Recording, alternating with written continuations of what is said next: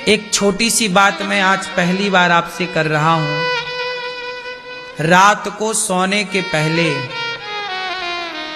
सबको ना एक बार सॉरी जरूर कहिएगा। देखो मैं कथा सुनाता हूं आपको। मैं इन 3 घंटों में पता नहीं कौन सी ऐसी बात कह दूं जो आपको बुरी लग जाए। मैंने तो नहीं चाहा कि आपको बात बुरी लगे, लेकिन फिर भी सब लोग शब्दों को अपने अपने तरीके से लेते हैं। तो मेरा धर्म है कि मैं 3 घंटे कथा सुनाऊं, तो आखिरी के 1 मिनट के भीतर मैं आप सबसे आज के लिए क्षमा भी मांगूं कि मेरे से कोई अपराध आज बना हो तो मुझे आज, क्योंकि मैं आपसे सॉरी ना बोल पाया और कल ही मैं पूरा हो गया, भगवान के घर चला गया, तो आपसे सॉरी बोलना तो रह ही गया ना। इसलिए क्षमा मांगना सबसे श्रेष्ठ काम है। जो सबसे बड़ा होता है वही क्षमा मांगता है। जो बड़ा नहीं होता वो कभी झुकता वही है जिसमें जान होती है। अकड़ तो मुर्दे की।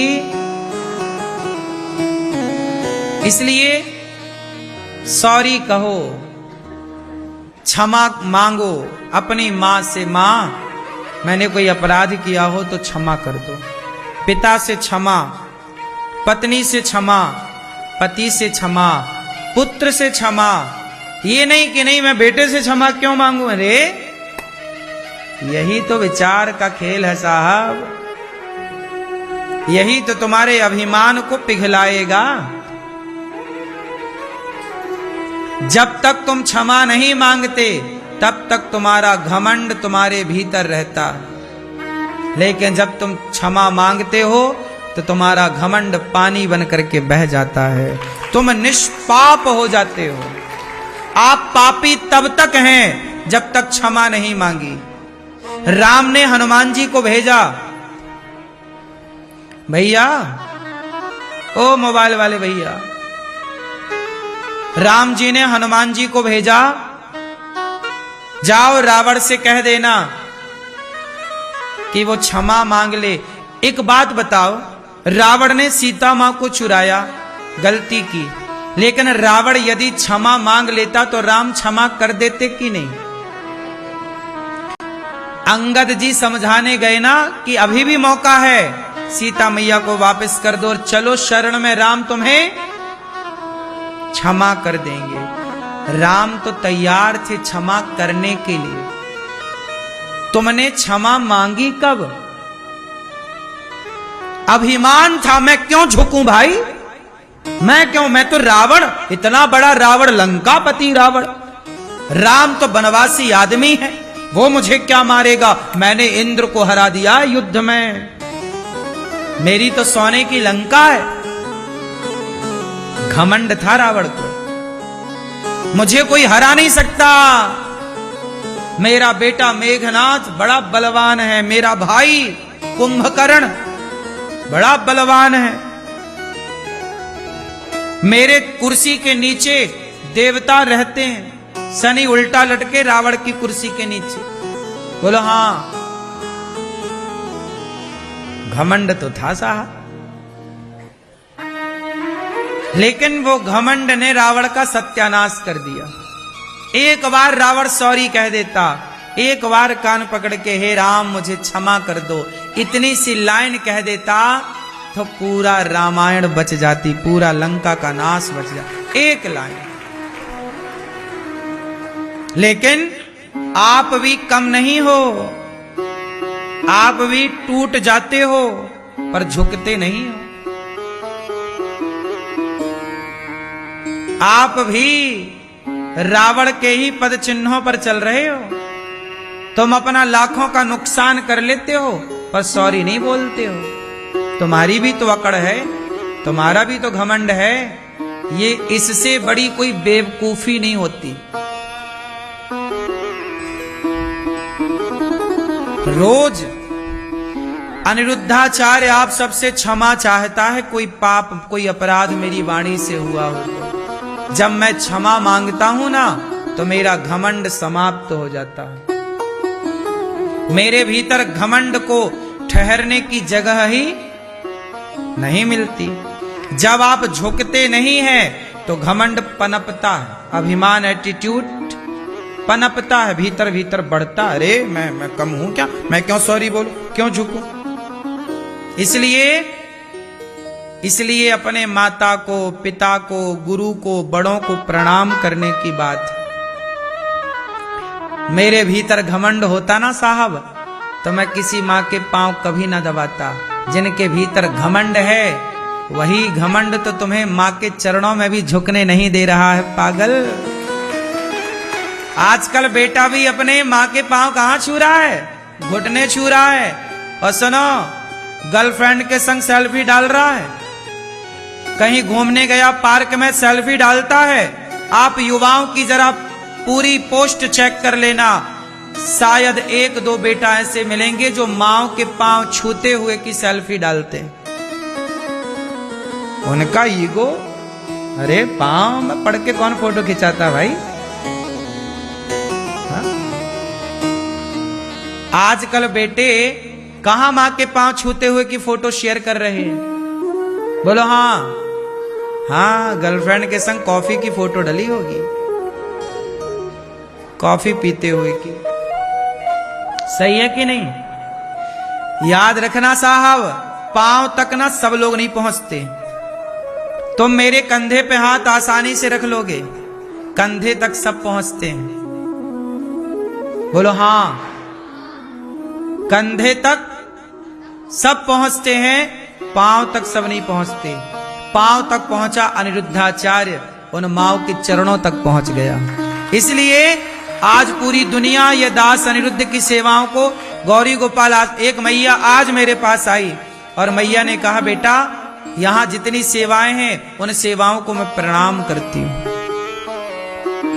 सेवाओं को लोग प्रणाम कर रहे हैं क्योंकि मैं पांव तक पहुंचा, मैं ऊपर नहीं गया, मैं नीचे गया। सारे लोग ऊपर जाना चाहते हैं, ऊपर जाओ, विकसित हो, विकास हो आपका, और आप तरक्की करें और बड़े बने। मैं बड़ा नहीं, मैं छोटा बनने के लिए झुका। तुम अपनी मां के पांव कब दबाए थे आखिरी बार, याद है कुछ? मैं वृद्ध माताओं के चरण रोज दबाता हूं, लगभग रोज का मतलब है जब मैं बाहर कथाओं में होता हूं तो बाहर ही होता हूं, फिर नहीं हो पाती, लेकिन लगभग रोज, लगभग। और एक मां के नहीं, एक दिन में कम से कम 25, 30, 40 माताओं के चरण नित्य। अब बताओ मेरे भीतर अहंकार को ठहरने की जगह बची? जो चरणों से झुकता, चरणों की तरफ भागता है वो बड़ा है। इसलिए आप भी अपने मां के पांव दबाओ। पांव बड़ी चीज है। इसलिए हम आपसे कहते हैं कि समाज में उन लोगों की जरूरत है जो हनुमान जी लंका गए तो बड़े बनकर नहीं गए। क्या बनकर गए? हाँ, आप लोग एक बार बड़े बन जाते हो ना, उसके बाद फिर आप छोटे नहीं बनते। इसलिए सॉरी, क्षमा। रावण ने क्षमा मांग ली होती तो सर्वनाश नहीं होता। इसलिए मंदिर में पूजा क्यों करते हैं? ईश्वर से क्षमा मांगो रोज, हे प्रभु मेरे अपराध हुए हो तो क्षमा कीजिएगा। मैं बड़ा पापी हूं श्रीमन्नारायण, मैं बड़ा अधम हूं, ना पूजा जानू, ना पाठ जानू, ना यज्ञ जानू, ना जप तप जानू। मैं तो बड़ा अधम नीच हूं, पापी हूं। पर आपकी सवेरे नहाओ, सूर्य भगवान को जल चढ़ाओ, पहला प्रणाम भगवान को करो, दूसरा प्रणाम अपनी माँ को करो, माँ कोई अपराध बना हो तो क्षमा, तीसरा प्रणाम अपने पिता को करो, चौथा प्रणाम अपने गुरु को करो, पांचवा प्रणाम गौ माता को करो। ऐसे जो मिले सबको प्रणाम करना चाहिए। क्यों? क्योंकि सबके भीतर ही भगवान है, कोई भगवान अलग थोड़ी है सबसे। चलो ये बताओ, मैंने आपको गाली दी, उदाहरण, मैंने आपको गाली दी, आपको 2-4 थप्पड़ भी मारे, आपको गाली दी, आपको थप्पड़ मारा, इससे दिल किसका दुखा ये बताओ? आपका दिल दुखा? आपके भीतर बताओ ईश्वर है कि नहीं? अच्छा बताओ, सबके भीतर भगवान रहते हैं कि नहीं? बोलो। अच्छा एक बात बताओ, गर्भवती स्त्री यदि डर जाती है तो उसके भीतर का बच्चा भी डरता है कि नहीं? पूछ रहा हूं मैं, मुझे पता नहीं है, आपसे जानकारी चाहता हूं। यदि गर्भवती नारी को डर लग जाए, अचानक वो भयभीत हो जाए, तो उसके भीतर का बच्चा भी उससे प्रभावित होता होगा कि नहीं? पूछ रहा हूं, बताओ। बोलो हाँ या ना। मैं ये बताओ मेरी माँ, अच्छा आप जब खुश होती है गर्भवती माँ, तो भीतर का बच्चा भी खुश होता होगा कि नहीं? अच्छा माँ रोती है तो बच्चा भी अंदर दुखी होगा कि नहीं? बोलो हाँ या ना। अच्छा माँ का प्रभाव हंसने, रोने, डरने का बच्चे को पड़ता है या नहीं पड़ता? बस ये उत्तर दे दो। पड़ता है? बोलो हाँ। इसी तरह आप गर्भवती माँ को मारोगे ना और माँ रोएगी ना, तो उसके भीतर का बच्चा भी उस आंसू से प्रभावित होगा, वो भी दुखी होगा।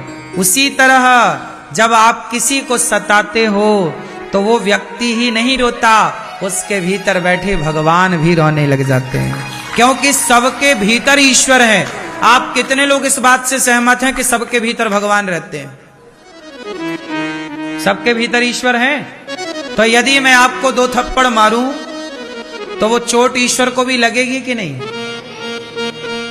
मैं आपको गालियां दूं तो वो ईश्वर को भी घायल करेगी कि नहीं? और मैं आपको हंसाऊं, मैं आपको प्रसन्नता दूं तो वो प्रसन्नता ईश्वर को भी मिलेगी कि नहीं? हाँ, इसलिए दास अनिरुद्ध ने संसार के प्रपंच को छोड़कर सबकी सेवा करके सबको खुश करने का संकल्प लिया। सबकी सेवा करो। इसलिए गौरी गोपाल में जितने लोग आते हैं सबको पेट भर भोजन मिलता, क्योंकि जब आप पेट भर खाते हैं तो आप डकार लेते हैं, खुशी से झूम जाते, क्या बढ़िया प्रसाद था। क्यों? जब पेट भरता, किसी भूखे का पेट भर जाए तो वो खुश होता है कि नहीं? गौरी गोपाल जी का प्रसाद पाके किस किस को खुशी मिली बताओ? खुश हुए? तो आप जितने खुश हुए ना, आपके भीतर बैठे भगवान भी उतने खुश भये। यही ईश्वर की प्रसन्नता, यही ईश्वर को प्रसन्न करने का उपाय है। क्या है ये उपाय?